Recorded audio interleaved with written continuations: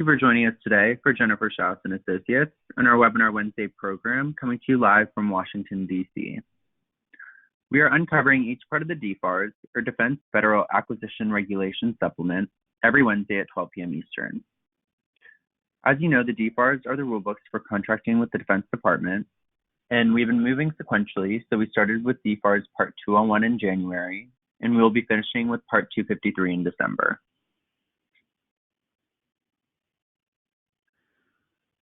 Our webinars are every Wednesday and are provided complimentary. They are recorded and can be downloaded from our website and YouTube channel, which now holds over 450 of our government contracting webinars. In the interest of time, we do not take questions, so if you do have questions for our speaker, we will have her information on the last slide of the presentation today.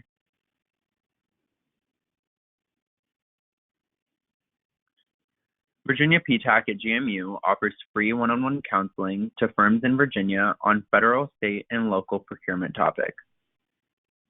Online resources and group trainings are free with no restriction on business location. If you are interested in learning more, please use the links provided to explore what PTAC can offer.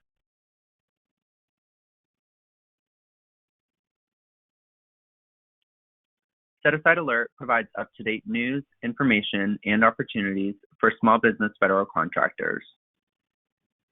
Their daily opportunities alerts assure you won't miss important sources sought and solicitation announcements, providing details so you can jump on the hot ones.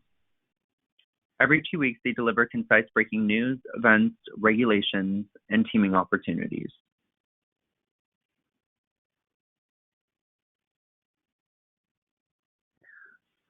Please join the Reston Chamber of Commerce Government Contractors Council for regular meetings. Please contact Alicia Field with the email shown on the screen if you have any questions.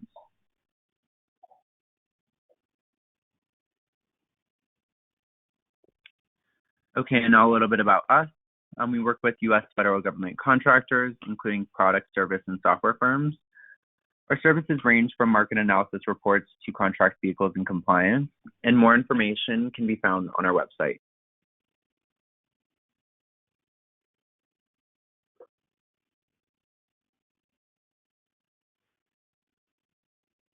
I also wanted to inform you of another webinar that we're holding this year. The title of this webinar is Fiscal New Year Kickoff, Best Practices. This will be on October 1st at 12 p.m. And as you can see, the sponsor link and registration link are on your screen and can be found on our website. Our speakers will be covering market research, marketing, sales and capture, proposal writing, and compliance. Sponsorships are available for this webinar. Please email hello@jenniferschaus.com for pricing details.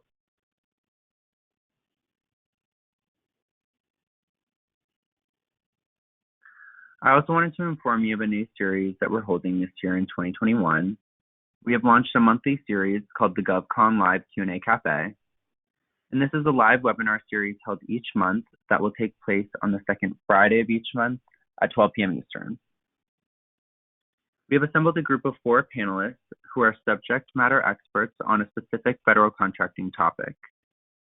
The panelists will make a short presentation about the topics listed here on your screen, and then take your live questions about that topic. Our panelists include attorneys, consultants, and other industry professionals, and you can sign up on our website under the Q&A Cafe tab. Sponsorships are also available for these webinars. Please email hello@jenniferschaus.com for a media kit with pricing details. Also, please note that you can use code DFARS for a $15 discount on each of these webinars. More specifically, this Friday actually will be our August webinar where our speakers Jacob, Ryan, and Rebecca and Mark will be covering compliance. And then in September, Rena, Troy, Deborah, and Andres will be covering oral presentations. On October 8th, Anna, Eric, Tim, and Sai will be covering set-asides. In November, Marcia, Michael, Jeff, and Tracy will be covering pricing. And then lastly, on December 10th, Shirley, Joshua, Brad, and Kate will be covering M&A. And again, you can use code DFARS for a $15 discount on these webinars, bringing your cost to $20.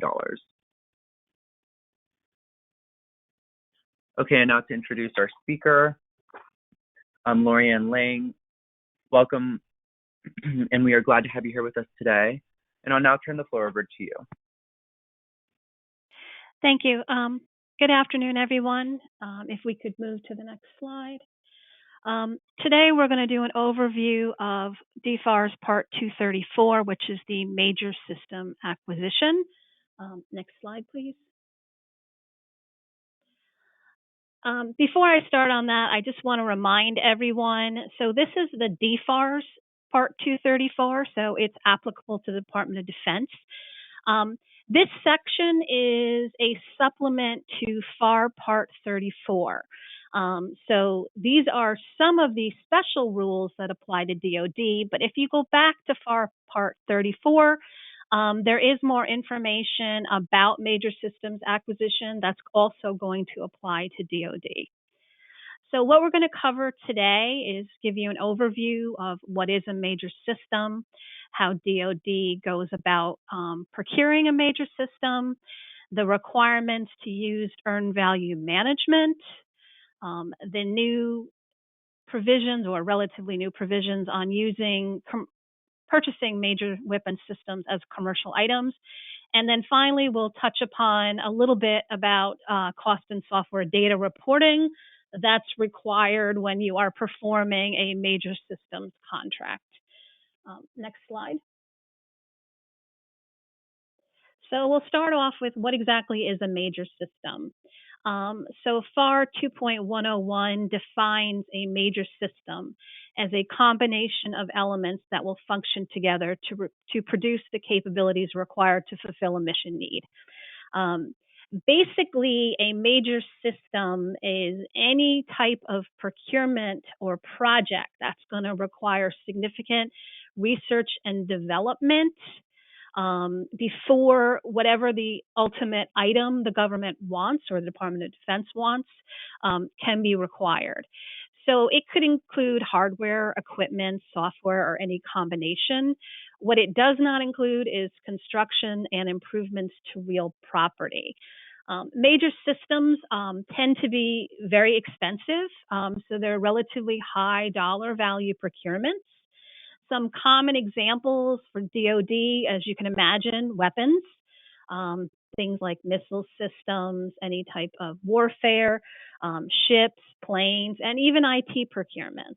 So it really can run the gamut of what a major system is.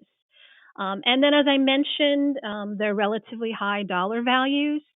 So in order to even qualify as a major system, the research, development, testing, and evaluation, the estimate of those costs have to be more than $185 million. And the amount that's eventually going to be expended in order to develop, prototype, and purchase the items has to be at least $835 million.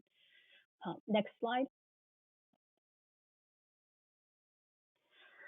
So major systems, they take significant planning and are highly coordinated within DoD. You need agency approval from a relatively high level. So this is not going to be buying your day-to-day items. And you're going to need input from various offices within DoD.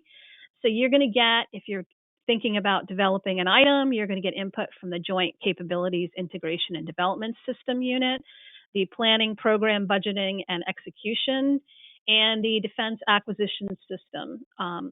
These are just some of the portions of DoD that get involved in deciding whether to go forward with this system, getting some ideas of how much it's going to cost, and really figuring out the best way to bring the user's need to fruition. Next slide. I've included here an example of a timeline. It's a very simplistic example. I've seen examples that will take up an entire 11 by 17 sheet with tiny little blocks that tells you everybody that has to get involved. But the way it generally works is the first step is technology development. So the project team comes up with a need, or a need is identified, and they look to see whether or not there's existing technology or potential new technology that can be used to make the idea work. Once the general technology needs are identified, the next step is to move into integration. So once DoD's done some preliminary studies and other investigations, and it appears that there is existing technology that either can be used or can be developed to satisfy the need, DoD will then review what's out there, how much it's going to cost, how long they think it's going to take to come into existence, look at the customer's need, and decide whether or not they want to move forward with the project. If DoD decides to move forward, the next step in the process is the demonstration. So at this point in time, you have a design. That's usually done in the integration phase. And now you're looking to see whether or not that design is what they call stable. In other words, do we expect it's really going to work? And if the government is convinced that it looks like this is a design that can be used and will meet expectations, they'll go ahead and move into the prototype phase. So they will work on developing a prototype and then do demonstrations to test out the prototype and then make changes as necessary. And then the last step is production. So once you've gone through all the R&D, you have your prototype. It appears that the prototype works. It's been through its testing. At that point in time, DoD is going to go ahead and have a contractor actually start to produce the item. And that's generally the last stage. Once you're in production, the government just orders as it needs the item, whether that's on a yearly basis or otherwise. Next slide. So how does DoD acquire major systems? As with all government procurements, or almost all government procurements, the intent is to competitively bid. So DoD will seek to see if it can get competitive bids at all stages of the major system acquisition. So during the development stage, the government may actually award multiple contracts and have competing contractors come up with engineering solutions and developments to form the item that the government wants. They also will then tend to competitively bid out the production. So they may hire one contractor to come up with the design, to engineer the product, to go through the prototype testing. And then once that's done, they may have a separate competition whereby they're asking multiple contractors to bid on actually producing the item. The idea is that the design at that point is essentially complete, and that the thought being any contractor then can look at the drawings and the designs and reproduce the item. What does tend to happen, however, is often it's the company that developed the product, that went through the R&D, went through the prototype, that really does end up winning the contract to produce the item for obvious reasons. They are the company with the experience. They know what they're doing. They've been through the development. So often it's cheaper for them to offer a price to produce the item rather than having a new contractor step in and do it. But the government will attempt to get the competition. They just don't always manage to achieve that. And that's been one of the main criticisms of major systems acquisition, is the fact that you do tend to end up with sole source production contracts, which calls into question whether or not the costs of actually producing the items and what the government's paying for them are more than what they should. Next slide.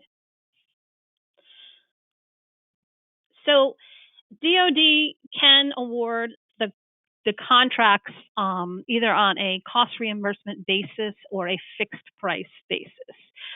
As you can imagine, DoD would like to have fixed price contracts because that reduces their cost exposure and helps with budgeting. Contractors, on the other hand, may be reluctant to take the risk associated with a fixed price contract, especially when you're in the development stage, because you don't necessarily know how much it's going to cost to develop this item. You can guess, but if you're wrong under a fixed price contract, then you, the contractor, are stuck with the cost overruns. They're on your dime. But usually you see either a cost reimbursement or sometimes not to exceed arrangements or phased funding for the development stage. And then when you get to the manufacturing stage, you tend to see more fixed price contracting at that point in time. In fact, there have been implemented limitations on DoD's ability to use cost reimbursement contracts once you're at the manufacturing stage. What it happens is if DoD wants to use a cost reimbursement type contract for the production, it has to justify that. It has to have some sort of analysis or report demonstrating why there's program risk, and that risk is too great to permit the use of a fixed price contract. So that could happen, for example, when the government tries to get a contractor to agree to a fixed price contract but is unsuccessful.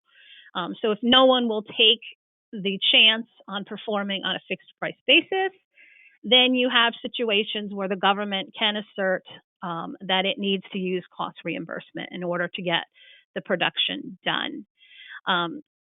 When that happens, DoD has to submit to the Congressional Defense Committees a written certification that a cost type contract is needed in order to get the product in a timely and cost effective manner. And they have to provide to Congress an explanation of the steps they took to ensure that the cost-based pricing is limited. So in other words, if they can possibly have line items within the contract that are fixed price, they will do that. But the idea is to justify to Congress why you have cost type contracts, which may or may not have caps on how much the contractor can get paid. There's also prohibitions not only on entering into cost reimbursement contracts without the certification to Congress, you also can't have them in what's otherwise a fixed price contract.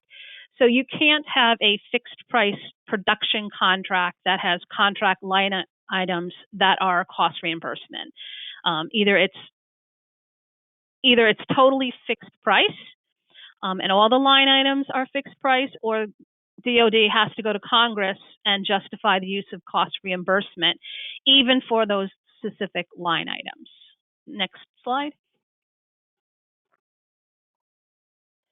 Okay, the main component within FAR Part 234 is earned value management. So earned value management is a term of art. It's basically a program management tool that integrates technical, cost, schedule objectives. The idea is to have an analysis of those factors to identify risks to the program, whether there's going to be cost overruns or whether there's going to be delays. What's the risk that I'm going to not get my project completed within the scheduled date on budget? And what measures can I take to reduce those risks? What ends up happening with earned value management is you're looking to verify that the contractor's analyses, the data they're providing, is reliable, and that the work can be done for the appropriated funds. So during the planning stage, the DoD comes up with a performance measurement baseline. What they do is they phase out the timing of how much money they're going to need, usually on a yearly basis, for performing defined amounts of work. And as the work progresses, you measure how it's progressing against that baseline. And what ends up happening is once the work is completed, then the corresponding amount that's budgeted for that portion of the work becomes earned. And then you use an earned value metric to analyze what your cost variances are and what your schedule variances are. The idea is to use this system to keep the project on track, on schedule, on budget. Earned Value Management System, EVMS, is the contractor's internal system that it uses to satisfy the requirement to do earned value management. So each contractor's EVMS can be different. It's not one universal system. When earned value management applies, DoD uses the American National Standards Institute's Electronic Industries Alliance, EIA, Standard 748. That standard has 32 guidelines that specify what's needed to have an acceptable EVMS. And then the contractor uses its EVMS system to plan the scope of work, measure performance, how well are they doing, measure what it's actually cost to perform the work, look at any variances from the plan. So are you over cost? Are you behind on your schedule? And then they'll also use the system to forecast completion of either milestones within the project or contract completion as a whole. And they'll also use it to forecast the cost. So to summarize, EVM is the general method that's used, and EVMS is the contractor's specific system to meet the EVM requirements in that EIA 748 standard. Next slide. So when do you use it? Normally in cost reimbursement or incentive contracts and subcontracts. So it's typically done when there's fiscal risk to DoD. So the government either has to pay the contractor's actual costs, or the contractor can earn a fee, an incentive fee for performing greater than expected. It's discouraged for fixed price contracts because the contractor bears the cost risk in that situation. So there's less of a need for the government to track and control how the funds are being expended. Next slide. So when you're trying to figure out whether or not you have to comply with earned value management or you have to require your contractor to comply, you're going to be looking at DFARS 234-201 as well as the DFARS Earned Value Management Systems Clause, which is DFARS 252-234-7002. Now, when you look at those, if you look at that clause, you'll see the number, the dollar value in the clause is listed as $50 million. But there has been a class deviation that was issued in 25 that raised the threshold to $100 million. So I'm going to be using that $100 million threshold. So if you have a cost reimbursement or an incentive contract or subcontract that's $100 million or more, then the contractor or subcontractor is required to use an EVMS system, an EVMS. And that system has to be determined by DoD to be compliant with that EIA 748 standard. So the contractor either is going to have its system already approved by DoD, or it's going to have to submit with its proposal information about the system and the contractor's comprehensive plan for how it's going to get in compliance. In that case, where the contractor's system hasn't already been pre-approved, DoD will have to do a review to make sure the system is compliant with EIA 748. So when you have that contract or subcontract in excess of $100 million, DoD is going to be looking at the EVMS and making sure that it is in compliance.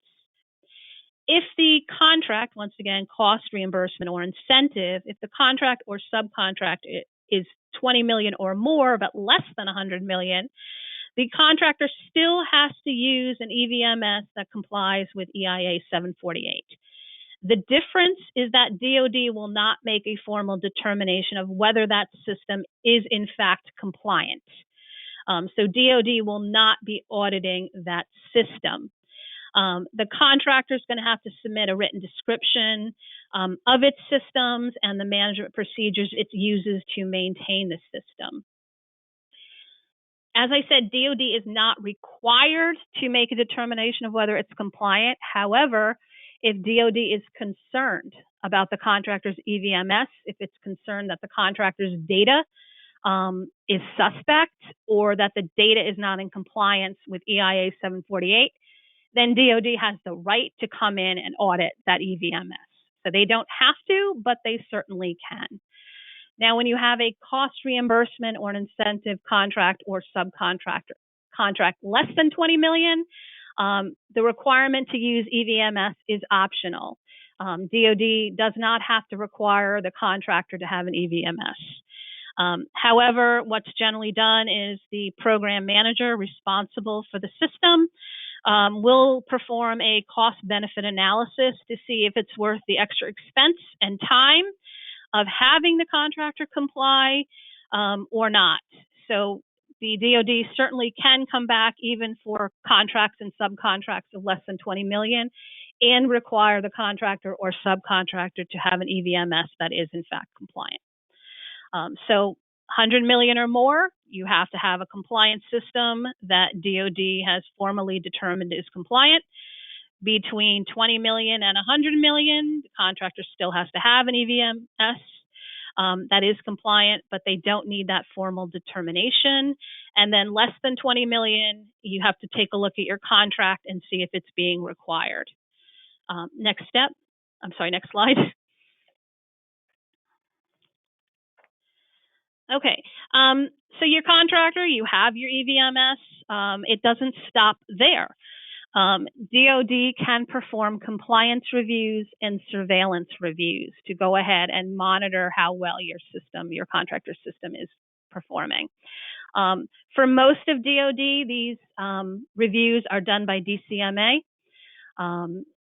The only exception is for your DoD components that are part of the intelligence community. In that case, they are not done by DCMA. So there's essentially two types of reviews, the compliance review and the surveillance review. The compliance review is the review that's done to verify the contractor's EVMS in fact complies with EIA 748. So what DCMA will do is look to see whether or not the contractor's written description of its EVMS complies with all 32 guidelines. They'll look at the contractor's management processes, whether they're implemented as specified in the description or not, and whether or not they're effective. And then they'll look to see whether or not that EVMS system is being adequately applied. In other words, you might have a system in paper, but is the contractor actually following that system and complying with those 32 guidelines? So once the compliance review is performed, DCMA will either say that the system is in compliance with EIA 748, or they will identify significant deficiencies in the system and require the contractor to correct them. A surveillance review is an ongoing process, so you could have multiple surveillance reviews depending on the length of the contract. And this review is done during performance to make sure that the contractor's EVMS remains compliant. So although it was initially determined to be compliant, over time, has the contractor stopped using the system correctly or using the system at all? So what DoD or DCMA is doing is they're reviewing the EVMS implementation against the guidelines. So they're looking to see whether the EVMS provides timely and reliable performance information and whether or not it's still in compliance. Are their system giving indications of actual or potential problems? Is it adequately describing actual conditions? Is there information on variances, whether it's cost or schedule, et cetera? The whole idea is to make sure that the contractor's system, as it's being used on this contract, is in fact compliant. Next slide.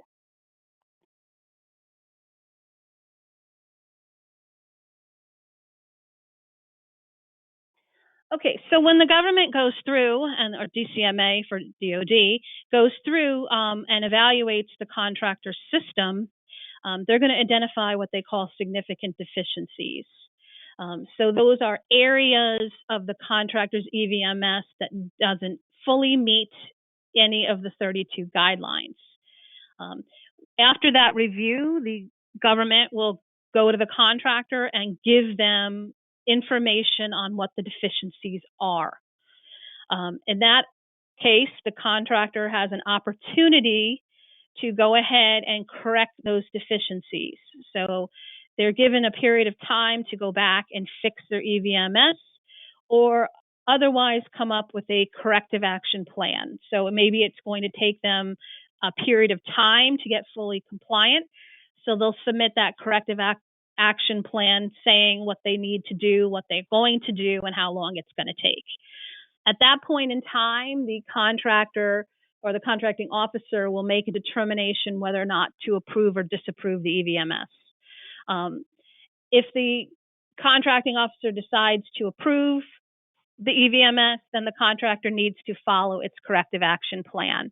It needs to go ahead and proceed and make those corrections, and the contracting officer or DCMA may come back and audit again to make sure that those corrective actions have been taken and that those significant deficiencies are no longer a problem. If the contracting officer doesn't believe that the contractor is going to be able to correct those deficiencies, then they can go ahead and disapprove the plan entirely. At that point in time, the contractor is potentially in jeopardy. The contracting officer can decide to withhold payment.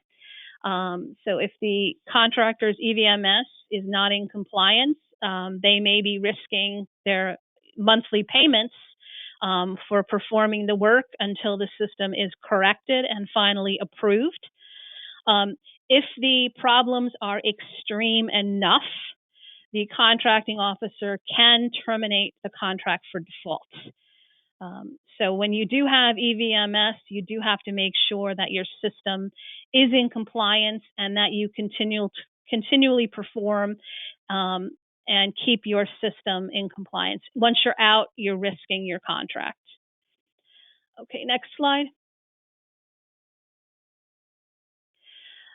So what are the clauses that you have to care about? There's two of them. The first is the DFARS 252-234-7001, the Notice of Earned Value Management System. That's the clause that tells the contractor that they're going to have to comply with EVMS. If the contractor's proposal is more than $100 million, then the contractor has to submit a plan for compliance with EIA 748. In other words, as part of the proposal, the contractor is going to have to explain how its EVMS system works and give an explanation of why it's in compliance with that standard. That assumes the contractor's system has not already been approved by DoD. If DoD has already approved the EVMS system the contractor uses, then the contractor just has to submit a document showing that. So some communication from DCMA indicating that the system has been approved. If the system has not yet been approved, then the contractor has to submit that plan for compliance. If the contractor's proposal is less than $100 million, the contractor has to submit a written description of its plan. So it has to explain its EVMS system and the management procedures that the contractor uses as part of that system and demonstrate that, in fact, they do comply with EIA 748. One key thing that some contractors don't think about until later in the process is that these requirements apply to subcontractors whose subcontracts will exceed those dollar thresholds. So this is more than just a flow down requirement, although it is something that does have to be flowed down.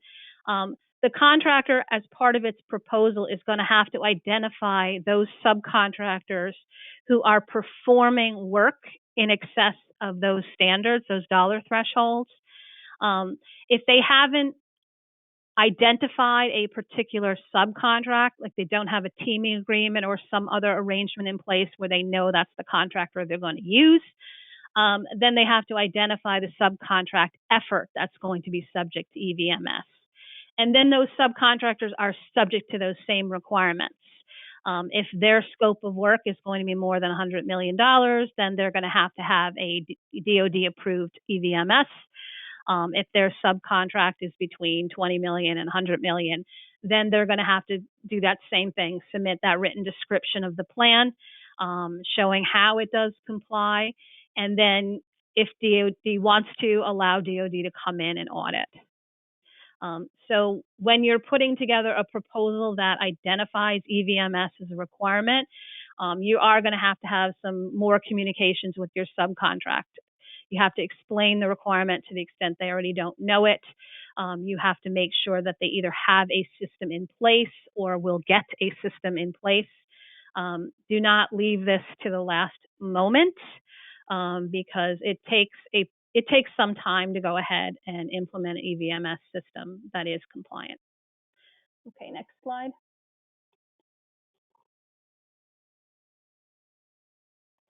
The second clause that's going to appear in the contract is the DFARS 252-234-7002. This is the contract clause that actually requires the contractor to use EVMS and make sure that its EVMS system complies with EIA 748. It just reiterates the same requirements that we discussed that are in other parts of the DFARS 234. So this is the clause that the contractor should review to make sure it understands what's required of it, as well as the subcontractors. Next slide.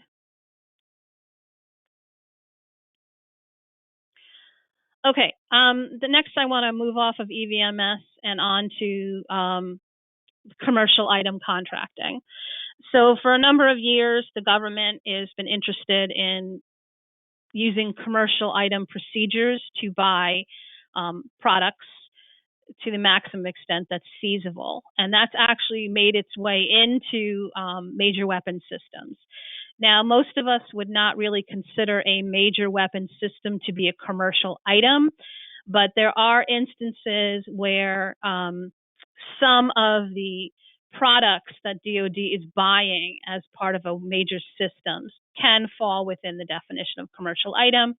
And the idea is in that situation to lessen the burden on the contractor, to not make them subject to as many requirements that they otherwise might be. So we'll start off with what exactly is a commercial item. So there's a detailed definition of commercial item in FAR 2.101. Basically, a commercial item is any item that's not just used by a governmental agency. It's used by the general public. So it is somebody making a product that they would sell to others, not just a member of the government. So what they are is defined as any type of item customarily used by the general public or non-governmental entities for purposes other than government purposes that has been sold, leased, or licensed to the general public or has been offered for sale, lease, or license to the general public. So commercial items are just items that anybody could go in and purchase for their own use. There's also subsets of commercial items because as you can imagine, a lot of things the government wants to buy, especially when they deal with major systems, are not pure commercial items. In other words, the item partially works but needs to be modified in order to truly meet the government's needs. So there is some ability to classify modified items as commercial items. And there's two exceptions within the FAR. So a commercial item would include an item that evolves from a commercial item because of advances in technology or performance. So there are changes that the manufacturer is making, either because there's new technology out there or there's ways to improve the product's performance. However, the idea is still that the manufacturer intends to sell this item to the general public at some point in time.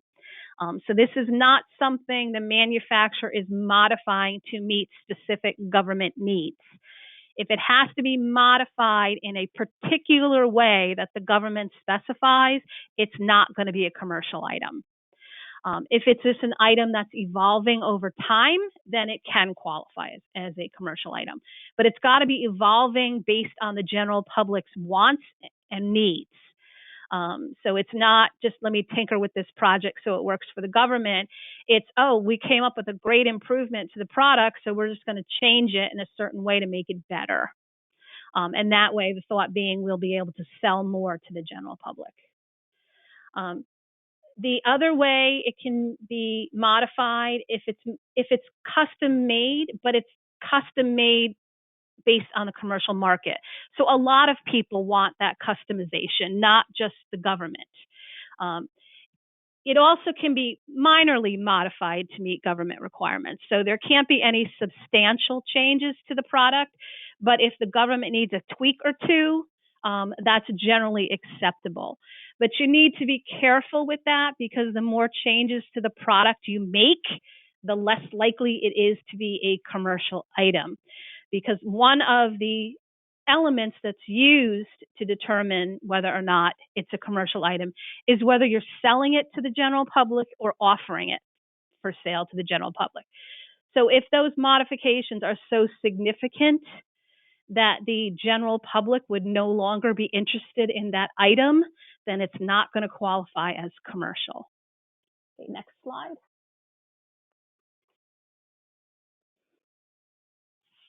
Okay, so what this section of the DFARS says is, if I have a product that is a commercial item, and I can buy it under commercial item procedures, so there's less of a procurement burden, I can treat it as a commercial item. But it has to be a major weapons system. As I said, very unlikely that many major weapons systems are going to be commercial items. It has to be a subsystem of another system or a component or spare part. Mostly this is used for procurement of components and spare parts. So when the government has an item that was developed as part of a major system and now it needs spare parts or it needs replacement parts, the idea is, if the manufacturer who made those components is still making them and it's still a commercial item, this allows the government to procure them on a quicker basis and not to flow down as many FAR and DFARS clauses and requirements to the manufacturer. Because what ends up happening is the manufacturer doesn't want to sign up to all of these FAR and DFARS clauses. And you can imagine you're giving them a contract that has, anywhere from 50 to 100 clauses, and really all they do is manufacture that part for the general public. They're not that interested in having to comply with all of the federal government's needs and their programs, so they'll just refuse to sell. So the idea is, let's try and make this easier to procure these items by using commercial item processes. Next slide. Okay, but usually in that situation, so the government wants to use commercial item procedures to buy the item, but usually there's not a lot of competition. So there's usually one manufacturer of that part or that component, and all they want to do is quote the government a price to buy it. The problem the government has is they always have to determine that the price for something is fair and reasonable. So when you have only one offeror, it's hard to determine that a price is fair and reasonable, because usually it's competition that establishes whether or not a price is reasonable. So what the government will do is require that contractor to give it pricing information to justify that the price the company is charging to the government is similar to what it's charged its commercial customers under comparable terms and conditions. So the contractor will be required to submit that pricing information. If the government doesn't think it's sufficient to establish reasonable pricing, it can require the contractor to provide more pricing information. So what did other people pay for the same or a similar item, even if the terms and conditions were different? Did the price include similar levels of work? So are they buying something that that takes about the same amount of time and effort to manufacture? What did the contractor sell that was an alternative solution or price approach and what did that cost, or any other relevant information. The whole idea is to give the government enough information to justify that the price they're paying is fair and reasonable. Next slide. Lastly, we're going to briefly touch upon the last major section of DFARS Part 234, and that's cost and software data reporting. As you can imagine, these major systems are extremely complex. There's a lot of data, especially cost data, that's having to be developed and submitted to make sure the government understands what they're paying for, what it's costing to develop this system. And so DFARS 234 requires the contractor to submit information. There's two main types of information they have to submit: contractor cost data reporting and software resources data reporting. So basically, what you need to do is go ahead and look at DoD Manual 5000.04. It details all of the reports that need to be submitted, and there are quite a number of them. At last look, I think it was at least a dozen, if not more, reports that are going to have to be submitted on a continuing basis. And basically what the government's trying to find out is, how much is this actually costing me for you to develop this product that I want? You know, how close are we to budget? Are we overrunning the budget? Where are we overrunning? How much do the contractor think it's going to take to finish? Because as always, cost is a major concern within these programs. And it also wants to know what type of software, resources, and data. Do you have to develop software? If you do, how much is that costing? How much does it cost to maintain the software? So the contractor is going to have to submit reports, things like work breakdown structures, cost data summary, broken down by each WBS item. So not only how much are they spending, but how much are they spending per WBS item. How much is it costing per hour to make this system? What do the progress curves look like? So a lot of data goes into these reports, and it is quite extensive. So it's one thing to keep in mind if you're bidding on this type of contract. You know, do I have the necessary programs and tracking to make sure I can measure that cost? And that's all part of going back into EVMS, because one of the main functions of EVMS is, of course, to track that information, that data. What is it costing? So that's my brief kind of overview of DFARS Part 234. As I mentioned, and I'll say it again, this is only one segment of this major systems acquisition. You really do need to look into also Part 34, which does have more detail. But the main takeaway is these are specialty types of contracts. These are not your day-to-day contracts that are going to be involved for these major systems. These major systems tend to have high visibility, both within DoD and within Congress. So when you do take on this type of effort, you really need to make sure that you devote the time and resources necessary to comply with these reporting requirements. I hope you have found this helpful, and I hope everyone has a nice day. Oh, I'm sorry, I missed a slide at the end. Forgive me. There's two clauses, reporting clauses. The first is DFARS 252-234-7003.